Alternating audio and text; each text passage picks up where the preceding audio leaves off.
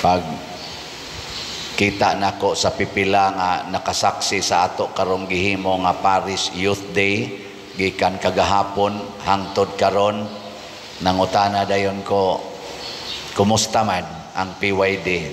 Yes, Father, success. Ana dayon, lipay kayo.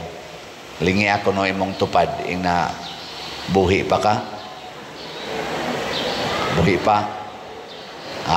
Ayo. Ang nakaapil, success. Dinhis kalibutan, tawgon day na nato ang mga kalampusan sa atong mga gibuhat nga success. Tinuod gid na, success.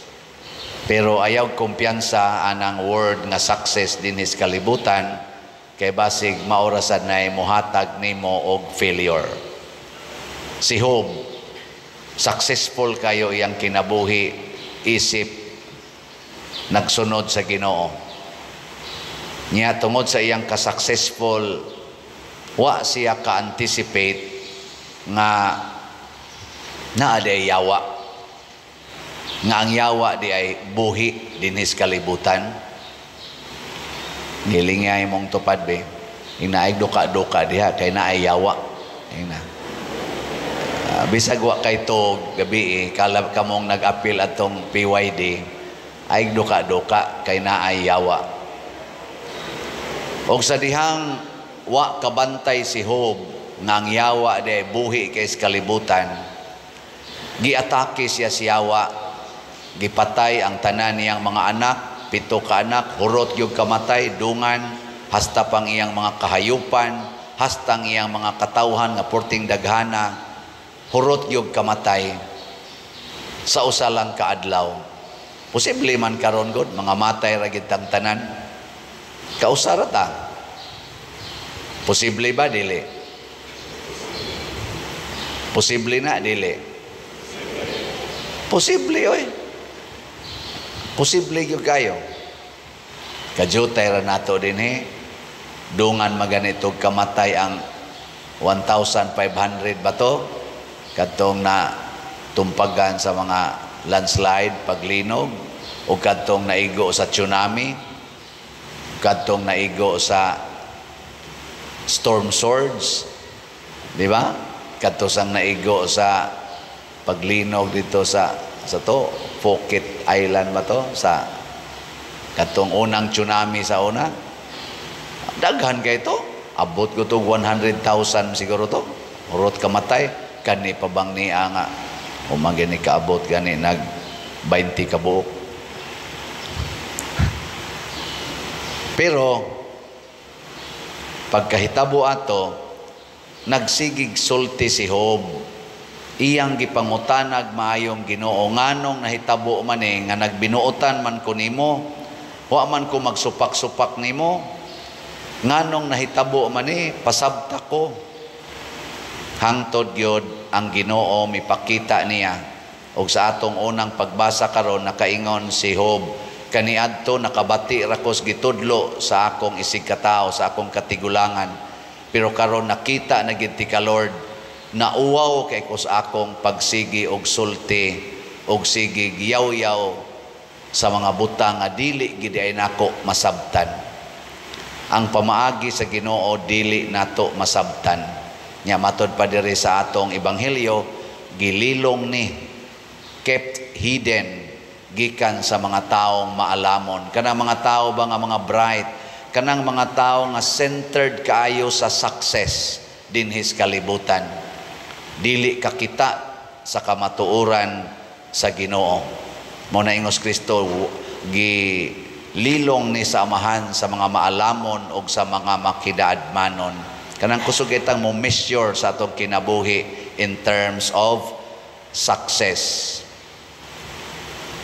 Karon, pag ingon gyud ni Job nga nauwaw kay ko, nagbasol ko sa akong mga sala, Lord, naglingkod na kog abo, nagbulibod kog abo, nagsulob na kog sako, timailhan sa akong pagbasol, nganong gasigi kog pangutana nimo, gusto na kong masabtan ang imong mga pamaagi nga di man di ay ko capable nga mo sabot ana kay gamay ra kay ko ikumparar sa imong glory. Pagsulti niya ani, unsa may gibuhat sa Ginoo? Wa mo naminaw sa unang pagbasa. Giyon sa mas Ginoo napatay na. Ang gibuhat sa Ginoo, ang tanan nga kuha sa yawa gikan ni Job, gibalik sa Ginoo, gipilo-pilo pa. Ang 7 ka anak nahimong napo, giputangan pag yung mga babay nga 40 kunong gwapaha, wa kunoy babayeng ingon katahom sa 3 ka anak ni Job nya giuli sa tong 7 ka lalaki. Giuli ba? Gipunan pag yung babae. Nilinga imong tupad, na imong paminaw, guwapa ka. Na kuno. Kablita ba? Labi na yung natog na guwapa ka. Wa kuno'y makatupong sa kagwapa ni atong anak ni Job. Pertig yung guwapa. Bisan pagkanang atong gideclare nga Miss Universe, di kinakatupong kay gibutang na gunas Bible nga wa gyoy makatupong sa ilang katahom. Di na to ma-imagine kay pagbuot man tos Ginoo. Unsa pa gyud? Giuli ang iyang mga kahayupan nga nawa 10 times. Among 10 times ba to? Og labaw tanan gipunan pagyud ang iyang edad, tiguang naman to siya pagkahitabo ato, gipunan pagyong iyang edad og 140 katuig, 140 years nga nakakita pa siya sa mga anak sa iyang anak og sa mga anak sa iyang apo. Nindot no? Mao na'y pamaagis Ginoo. Ang gustos Ginoo, magsige ra gitag sunod sa iyang isugo nato, and everything will follow. Mabda nang natay kantang, seek first the kingdom of God, and everything you do or you want or you need will be given to you. Mao na kamong mga batan-on nga niapil sa atong PYD, labi na gyud mong aktibo pa hangtod karong orasa. Congratulations kay inyong gisunod ang Ginoo. Pero doon na panisumpay, inighuman ani karong PYD. Musunod pa ka mos Ginoo. Di ka mo magsigig tubag-tubag sa inyong parents. Di ka mo magsigig kuyog-kuyog sa inyong uyab, nya maghimo na sa mga laway. Inyo kang i-preserve ang inyong purity and virginity, both body and spirit.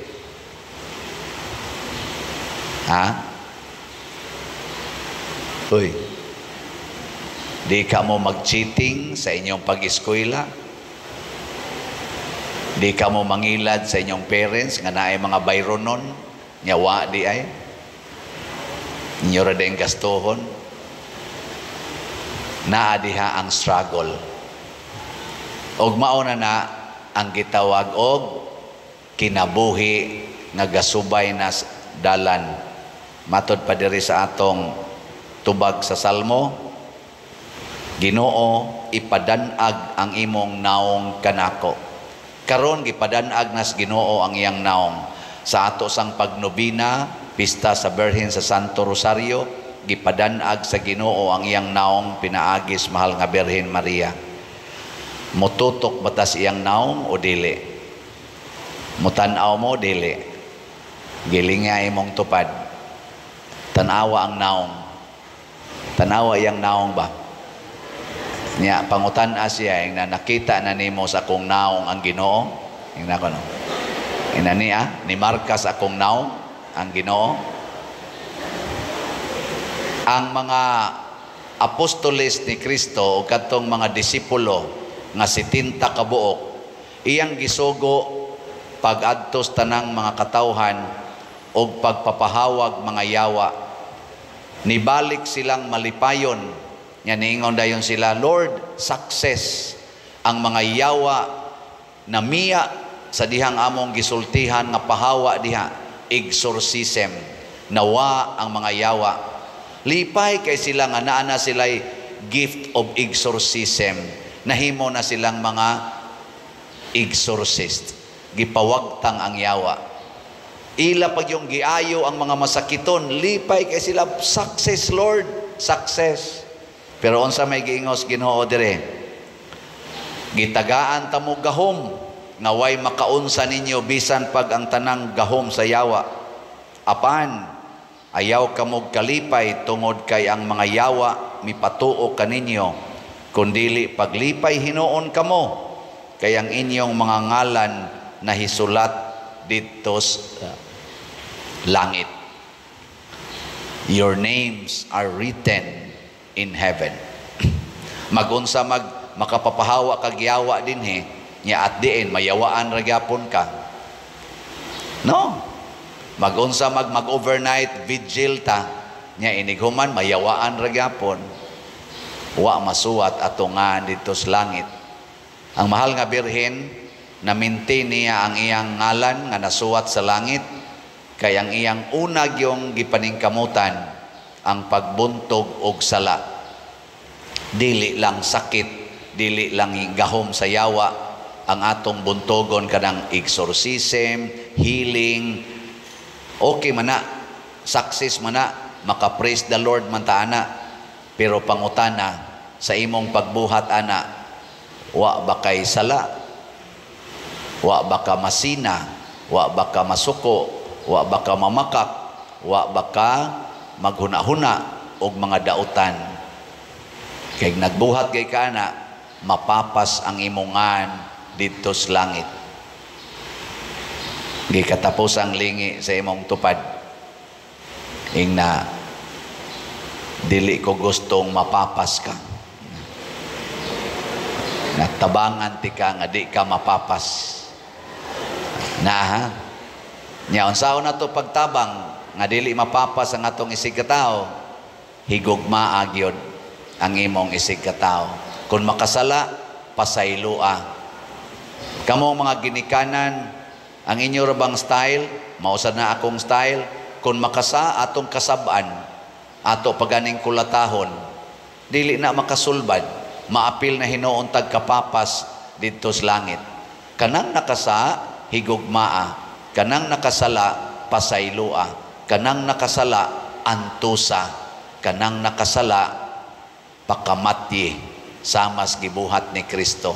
Nagpakamatay siya para natong mga makasasala.